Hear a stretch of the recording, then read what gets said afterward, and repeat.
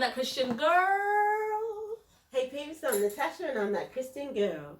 And I'm Chantel and I'm that Christian girl. You do the I American tried not to. accent. I tried in my head. I was We're gonna keep doing this, alright? So don't even watch us. Okay, so Merry Christmas, everybody! Merry Christmas. Tis the season to be jolly. La, So la, la, la, la. She's so silly. I missed her last time. She's back! Okay, so we've got an exciting show for you today.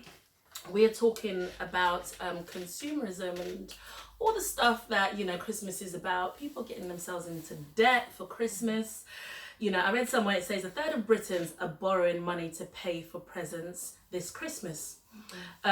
Whilst 1 in 5 are taking on credit to pay for food. Wow. Okay, so I don't know. Is it? Let's pause right there first of all. When the food aspect of it, is it because people are trying to have a spread, a massive spread this Christmas? Because I remember growing up, we'd have turkey, we'd have leg of lamb, you'll have all sorts of creatures going on the table. And Mum used to do this, and she's stopped now.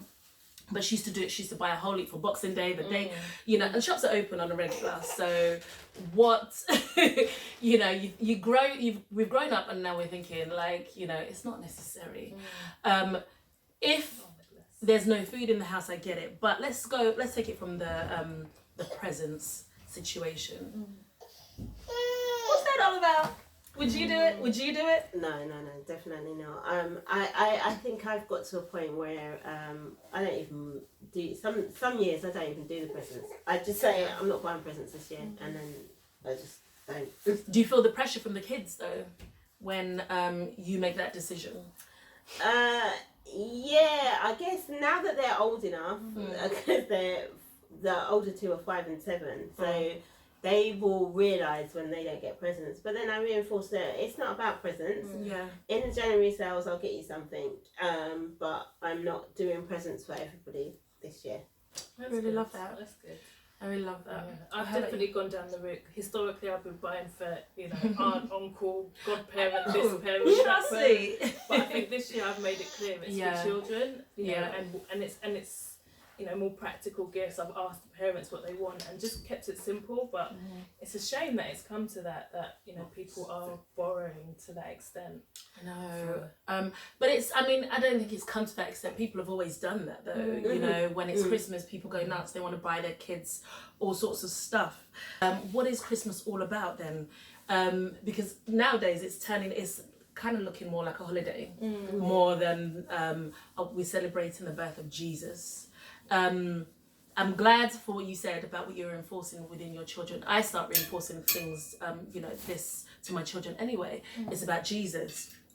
I buy what I want to buy, but you know, the pressure is still there to buy for aunties, uncles, because like I've got 3 brothers, and they buy for my children. I've got the most kids. So I feel guilty. I feel guilty. So I think, okay, thankfully they've got children, a few of them, but my 2 youngers, they don't have kids. So you kind of feel the guilt, you know, I've got to buy something for you.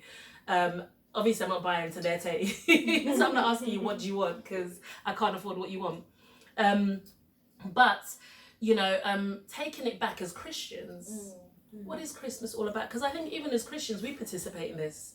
You know, oh, I've got to get this for the kids. I've got to get that for the kids. Got to get, you know, got to make them happy. You know, I actually know somebody who they do the full shebang. Christmas egg hunt, and the house is decorated. You know, somebody dresses as Santa, and they're Christian. Someone dresses as Santa, comes down, eats the children's cookies, they bake cookies, and all of that stuff. And she's fully Christian. And I don't know, maybe it's a lost childhood that she's trying to vicariously live through the kids. It could be that. But you know, I mean, I don't necessarily think there's anything wrong with that, as Mm. long as as long as you equally reinforce that it's not all about this, and your children do know that it is about Jesus. Yeah. Then there's nothing wrong with having a little fun with Saint Nick. Saint Nick, you know. Good old Saint Nick. My brethren. You know. Like somebody at work was telling me that she uses talcum powder to leave footprints, even though her, Oh my god. Oh, even that's though well her thought kids are fully grown, Oh, but they imagine. still do it. Okay, so I don't know. Do any of your kids believe in Father Christmas? I mean, mine's quite young, so Okay. she's, yeah. No. All right, because I burst that bubble a long time ago. It's like we got to tell the truth, y'all. How do you manage that? I think that's my question. One of the questions I have. Sorry, not to deviate too much, but like growing up in this society, how you've got older children. How do you approach that so that they don't then go into school and burst everyone else's bubble? But I'm but sorry, I understand mine it. did. You know what I mean? Why did they do that? Which is they obviously want them to know the truth, and the other Mm. children to know the truth. But Yeah. how did you, as parents, so not to deviate too much? No, it's fine. It's important to talk about that. For me, I mean, my youngest is 6, and Mummy, Santa's coming. So I'm hearing these conversations. I'm like, no, Mummy and Daddy, get your presents. Right. No, Santa. Nope, Mummy. So we had the debate. We was going back and forth on this. No, Mummy and Daddy, get your presents. Father Christmas is not real. Yeah. Okay, different people dress up. Maybe because I'm more blunt. That might be the thing with me. But I just, for me, in my head, it's about being honest with my children, and for me that's my number one, that's my priority, being honest with them, not setting them up for a fall in life. So all these tooth fairy and all of that business, we don't do that. No. And we can't do that because it's not real. Yeah. And I'm not trying to reinforce that to my children. If my children go and tell another child that it's that Santa is not real, oh well. That's what I'm saying. Well, I'm fortunate I didn't have to go through the whole rigmarole because my sister's got older kids, so They do all them. my Squash that darling straight Harmony squashed it and said in Oh my that gosh. sarcastic tone, Yeah, there it there goes, ain't no- Santa. There ain't no Santa. And so Asher asked me, he said, is there Santa, Mummy? I said, no, he's not real. Oh, so it but was some easier. people- yeah. Harmony gave the big blow, so you Yeah. had to soften it. But I did say, some people at school will say that he's real because their parents allow them to, to get presents. My children who are on the spectrum, they don't understand sarcasm, they don't understand joke, they don't understand how to really think about other people's feelings. So, boy, they just tell it like it is. And but it's down to any parent to come and say, your child spot my. Well, I'm sorry, it is what it is. I'm not a big fan of you have to celebrate specific things, on specific days. I mean, we do it because the world is doing it, and we're all a part of this. I mean, we've got children, and I suppose if I didn't have children, I'd sleep through. Yeah, me too. But we have children, so you kind of have to participate a little bit. But with all the consumerism and stuff going on, I mean, that's really and truly what it's about. And it annoys me anyway. And it annoys me that people are putting themselves, I mean, I'm not mad at people, but I'm just saying, don't let yourself be dragged into debt because of Christmas. One day as well. And it's just one day. Yeah. And after that one day, everything goes back to normal. I remember back in the days when Christmas Day, we'd go down the road to go and give presents to neighbours. And the road is bare, like no cars on the road. Now everything's just running regular. Buses are running as well. So people, it's really about consumerism. But as Christians, we believe, because we always take it back to that, because that's what we are about. As Christians, we believe Christ died, Christ is risen. So shouldn't every day be a celebration? Why do we have to have specific days? And because even my children, I mean, I have these conversations with them because I want them not to be so rigid. Because I think that's where it all comes from, where you're told that there's a specific day in which you celebrate the birth of Christ or the death of Christ. Christ is risen. We are we're saved. We've all received salvation. So shouldn't it be an everyday kind of thing, and probably trying to promote that as well within our kids and stuff. You know, how would you go about trying to promote that to your children? Keep your decorations up there. I don't even have no decorations. I haven't even bought a tree. Oh my God! Right on, sis. No. It's all about the true spirit of Christmas. Anywho, I think it's important to celebrate Jesus every day. Yeah. I think you can reinforce that by doing. These are things that I'm talking to myself as well, because I haven't started doing this, but you know, by praying with them every morning. I do pray with them, but it's not as regular as it should be. Yeah. Praying with them every morning, asking them, you know, what are you thankful for today? And we do have little raves with our gospel hydration. We have little raves, so yeah, we do celebrate quite regularly. Yeah. Sometimes we get takeaway and have a little rave. That's good.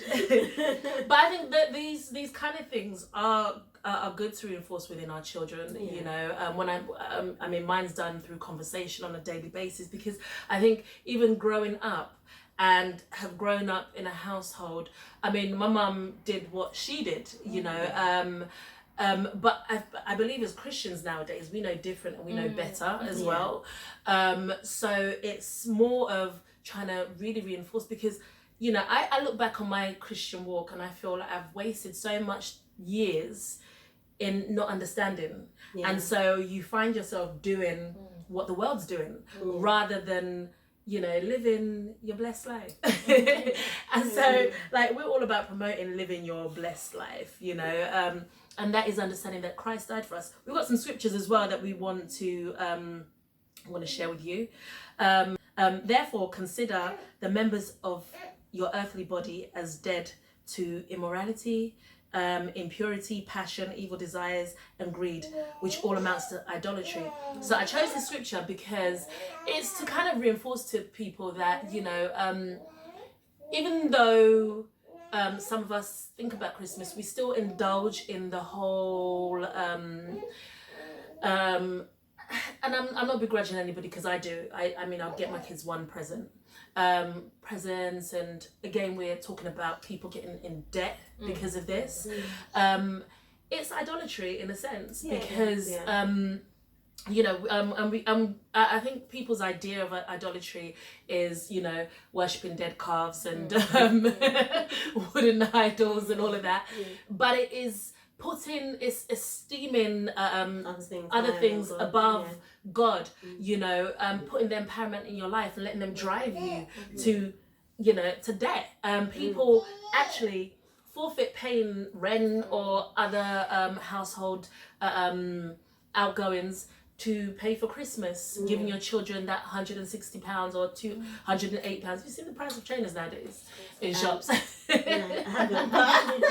But do you think that it has something to do with expectation, not just for the children, definitely for the food side? I think growing up, we always had people round for Christmas, so it wasn't just our family. So I'm aware that my mum wasn't putting on a spread for us. If it was just us in the house, regular food, it'd be okra and rice.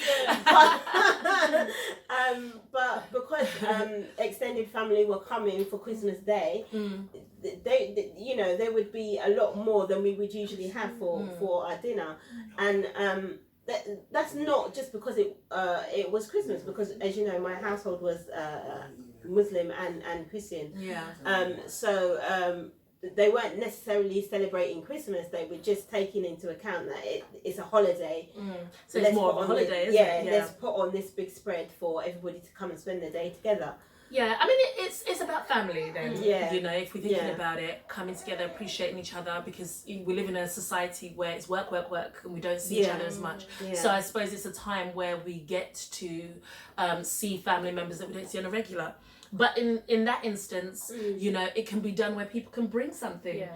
and share, Yeah. which is a common practice now. I The think burden isn't on that Yeah. one person. because who wants to be in the kitchen all day cooking dinner, and then, you know, by the time you finish cooking dinner, everybody just comes and eats, and then you're tired, you just want to, you know. So if Yeah. everybody brings something, then you have a nice celebration. And I think we just want to encourage you, though, that, you know, during this Christmas season, future Christmas seasons, just, you know, take it easy, people. Don't put yourself in debt because you want to please the kids. You know, one thing I want to share before we go as well is my son. I've got actually, I'm not going to tell you his age because that might be able to allow you to work out my age. So we ain't doing that. She's 21, people. 21. Yeah, forever young. Yeah. But, you know, he's a big boy. And ever since we were growing up, he hasn't been the type of child to ask me, oh, Mom, I want this pair of trainers, or I want that, or I want this, or I want that. In fact, I will ask him what he wants. He's always been that individual who, in fact, to even ask me for stuff, he would rather sit down. I had to look. There was a time I had to look at his shoes one day, and it was flapping. I'm like, what are you playing at? What are you playing? Oh, I just didn't want to ask. What do you mean you didn't want to ask? You want to go and embarrass me going to school with flapping shit? What's wrong with you? Yeah. But he's that, maybe that's his personality, or it also has to do with how I've raised them, because I think even my younger kids as well, they're not really kids that really ask for stuff. They like stuff. In fact, I would have to be the one to buy them things, you know, because they've been good or they've done really well. But they're really happy with, you know, you buy them this, a particular thing. They're happy. Even when you ask them, what do you want for Christmas? They'll just be looking at you in your face. It's like, I don't know.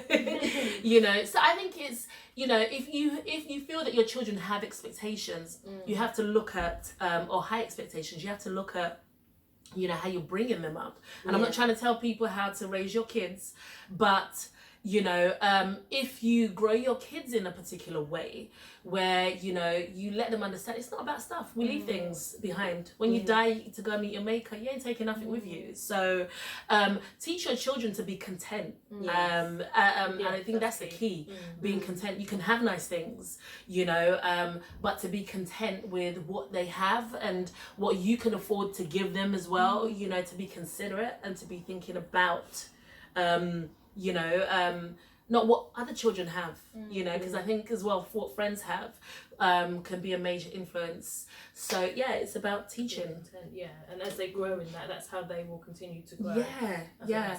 And I'm so happy. I mean, I'm not. It's not a boast, not a brag, but it's just I'm happy that my son has grown up to be that way, that individual, that he doesn't look at what other people have and his eyes are full. And then, you know, you find that they end up going out in the street as well to go and get stuff, you know, to be able to things that they might not be able to afford, and they go down wrong paths. So it's about upbringing and, you know, really training them, you know. But I guess you have to have that discipline yourself. And so if you're the kind of person who wants to live outside of what you have, or you know, outside of your means, if you want to live beyond your means, you need to start looking at yourself and curtailing that. In order for your kids to grow in that way, because you're the first example that your children see. So it's true. Yeah.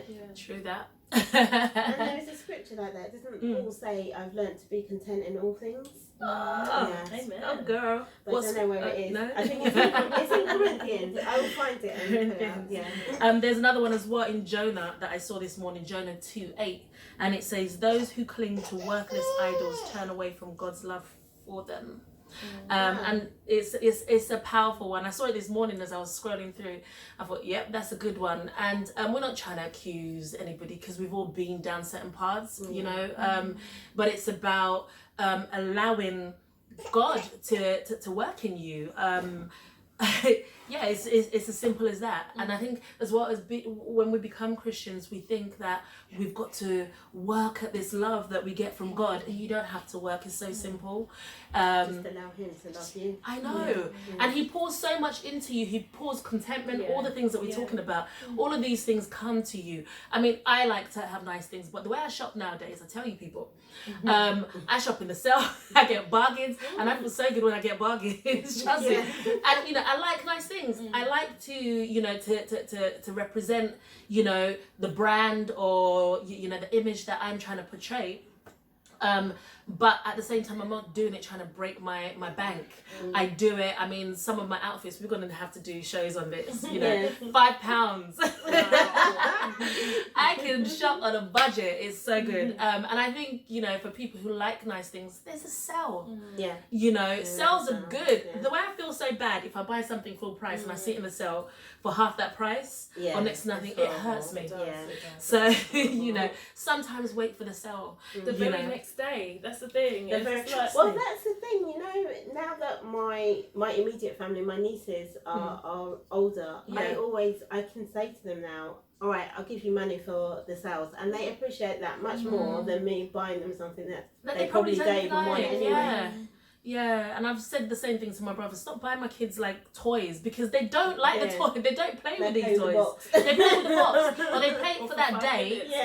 And that's it. When we go home, and last year I struggled to take stuff down from my mum's back. My mum lives outside of London, and so we came with less bags, and we went with more bags, obviously taking up presents and stuff, and dragged those presents all the way back, come down to South London. And these kids didn't play with these things. They broke them. But towards halfway mid-year, I've had to throw these things out. And again, waste, isn't it? Honestly, it upsets me to waste money like that. But yeah, let's try and scale back. Let's try and really think about the true meaning of Christmas. And it is about Christ, but ultimately it's about love. And Jesus is love. You know, love. Spending time with your family, teaching your children the right things, good values, and bring them up right, you know, let them, because we appreciate these, you know, time with each other more than we do gifts. So yeah, let's do more of that, people. So enjoy Guava B, Chalet. Is it anything to do with It's a Christian song. Well, peeps, enjoy. Go out and buy that. Listen to that. Nickel Tash. Hope it uplifts you in the way that it does her. Just be encouraged. You know, it is the reason for the season is Jesus. Yeah. As everyone's already said, we don't want to forget that. We want to enjoy it. It's wonderful to be with family. It's wonderful to remember that he came into this world. It doesn't have to be about all the gifts and all the presents. It's the love and the family. So yeah, we just wanted to encourage you and wish you a happy Christmas. Wish you a Merry Christmas. You better not cut this out. And Natasha's soundtrack is available in the new year, y'all. Thanks, people. Peace out.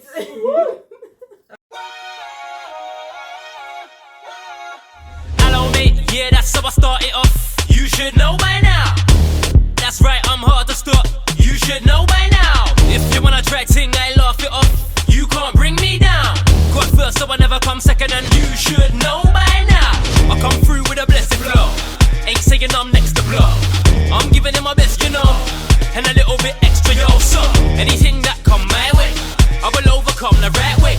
I put my faith in God, and there ain't a lie in nothing I say.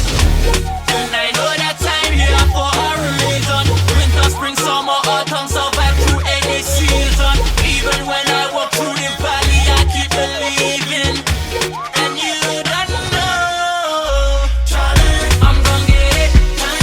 Charlie, I'm gonna get it. Charlie,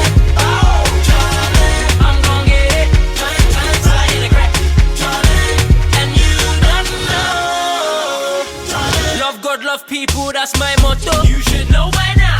I put my hope in him, not lotto. You should know by now. People from my past wanna pull me down pronto.